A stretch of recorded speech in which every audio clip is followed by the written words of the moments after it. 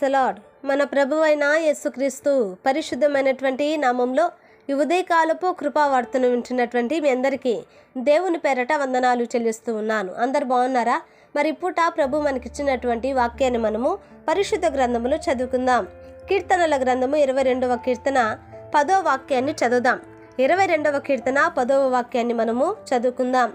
గర్భవాసి అయినది మొదలుకొని నాకు ఆధారము నీవే, నా తల్లి నన్ను కన్నది మొదలుకొని నా దేవుడవు నీవే. హల్లెలూయా. నా దేవుని బిడ్డలారా గమనించండి, ఇక్కడ మనం ఈ యొక్క కీర్తనలో దావీదు మహారాజు మరి ఈ యొక్క కీర్తనను మనం అతను రాసినట్లుగా మనం చూస్తూ ఉన్నాం. ఇక్కడ అతను అంటున్నాడు, గర్భవాసి అయినది మొదలుకొని నాకు ఆధారము నీవే. ఆలోచించండి నా దేవుని బిడ్డలారా, గర్భములో పిండముగా రూపింపబడినటువంటి ఆ దినము మొదలుకొని భూమి మీద మన ఆయుష్కాలం అంతటిలో కూడా మన ఆధారము మన ప్రభువైన యేసుక్రీస్తు మాత్రమే. హల్లెలూయా. దేవుని బిడ్డలారా గమనించండి, ఆయన తప్ప వేరొక ఆధారము మనకు లేదండి. ఆయన తప్ప వేరొక ఆశ్రయము మనకు లేదండి. అందుకనే ఈ యొక్క వాక్యంలో మనం గమనించినప్పుడు నా ఆధారము నీవే, నాకు ఆధారము నీవే. ఈరోజు ఆలోచించండి నా దేవుని బిడ్డలారా, మన ఆధారము ఎవరు? మన ఆధారము డబ్బా, లేకపోతే మనుషులా, లేకపోతే గతించిపోతున్నటువంటి ఈ యొక్క లోకమా, లేకపోతే ఏమిటి మన ఆధారము?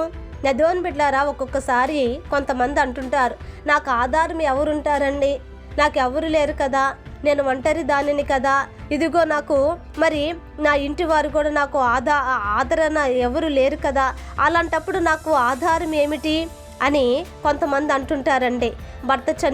భర్తను కోల్పోయి ఇదిగో భర్త చనిపోయి మరి ఒంటరిగా బ్రతుకుతున్న నాకు ఎవరు ఆధారం అండి, తల్లిదండ్రులను పోగొట్టుకున్నటువంటి నాకు ఎవరు ఆధారం అంటే అంటుంటారు.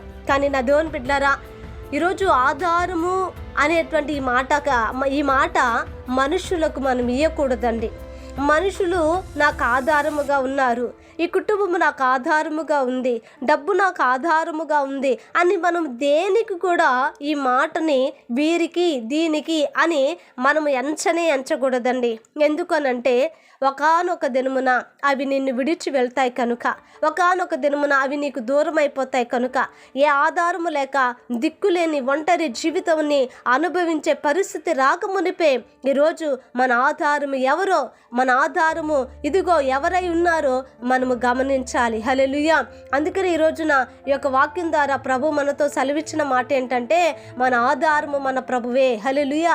మన ఆధారము మన దేవుడే, మన ఆధారము పరలోకమందున మన తండ్రియే, మన ఆధారము మన కొరకు ప్రాణమిచ్చిన మన యొక్క రక్షకుడే, మన ఆధారము మన కొరకు రక్తము కార్చి ప్రాణమిచ్చినటువంటి మన దేవుడే, ఆయనే మన ఆధారము. కనుక నీవు కృంగినప్పుడు నిన్ను లేవనెత్తగలిగిన ఆధారము, ఇదిగో నీకు అధైర్యము కలిగినప్పుడు నీకు ధైర్యం ఇచ్చి నడిపించగలిగిన ఆధారము, నీవు రోగి అయినప్పుడు నీకు స్వస్థతను దయచేసి నీ ప్రక్కన నిలిచే ఆధారము. కనుక నా దేవుని బిడ్డలారా, ఏ విషయములైనా సరే ఆయన నీకు, నీ కుటుంబానికి, నీ పిల్లలకు ఆధారమైన దేవుడు. హల్లెలూయా. కనుక ఆయనే మనకు ఆధారముగా ఉండున్నట్లుగా ప్రభువే నా ఆధారం అని చెప్పగలిగినటువంటి ఆ యొక్క విశ్వాసములోనికి మనము నడిపించబడే భాగ్యము ప్రభు దయచేలాగున ఆయన మనకు, మన కుటుంబాలకు నిత్యం ఆయన ఆధారముగా ఆయన ఉండులాగున ఒక చిన్న ప్రార్థన చేద్దామండి. మహాపరిశుద్ధుడా, మహోన్నతుడా, నీకు వందనాలు, స్తుతి స్తోత్రాలు యేసయ్యా. అయ్యా ఇదిగో నాయనా, నిజమే నా ప్రభాల నాడు దావీదు సెలవిచ్చినట్లుగా గర్భవాసి అయినది మొదలుకుని నా ప్రభా నాకు ఆధారము నీవే అన్నట్టుగా నాయనా, అయ్యా నిజమే నా ప్రభా మాకు ఆధారము నీవే నా తండ్రి. అయ్యా మన తండ్రి, మా కుటుంబానికి ఆధారము నీవే, మా పిల్లలకు ఆధారము నీవే అయ్యా, మా ఉనికికి మా యొక్క నా తండ్రి జీవనానికి ఆధారము నీవే అయ్యా. ఇదిగో నా తండ్రి నైనా అయ్యా, ఈ దినమున నా ప్రభా నీకు అప్పగిస్తూ ఉన్నాము ప్రభా.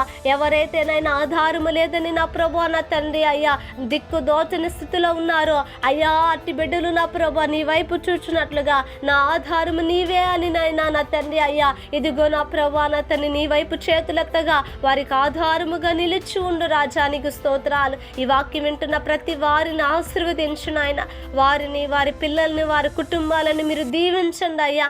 అయ్యా ఇంకను కూడా మీరు బలపరచండి, సహాయము చేయమని ప్రభాని చేతికి అప్పగిస్తూ యేసు నామమున అడిగి వేడుకుంటున్నాము తండ్రి. ఆమేన్. Praise the lord. దేవుని కృప మీకు తోడై ఉండును కాక.